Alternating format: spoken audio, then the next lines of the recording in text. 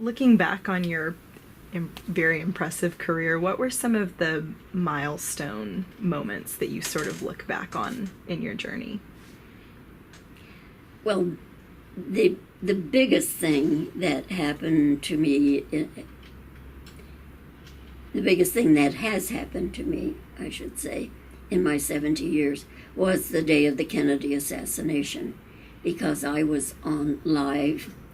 And when we started the program, I was told to tell the audience that we had reporters and cameramen on hand for the parade, but if they got to the Trade Mart before the scheduled time, which was 1 o'clock, that we would cut immediately to the coverage.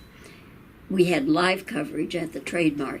The parade we were doing on film, it wasn't like it is now where you can just instantly cut to Nairobi and get a live shot.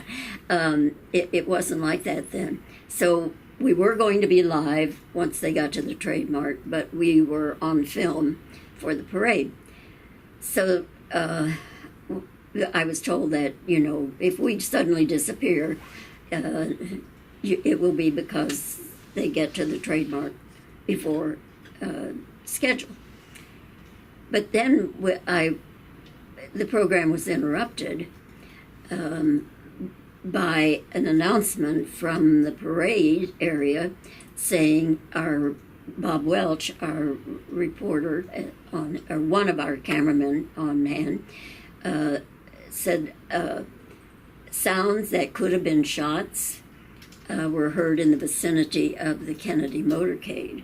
And so that was the beginning of our show being interrupted while they would bring these announcements. And I don't know how many times we were interrupted because, of course, there was no tape made of the program.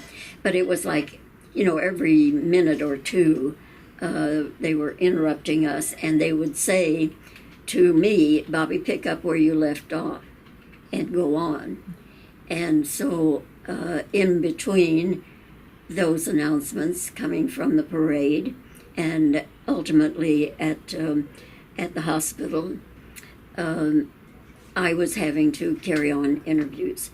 My two interviews that day, one was Ray McKinley, who was a Fort Worth guy who was a big band leader, and he was back in town for a big dance that was going to be where he and his band would be playing that night.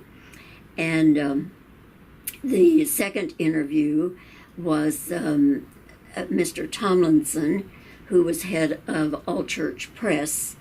And fortunately, I had two people who kept their cool and made my job easier because they didn't go to pieces.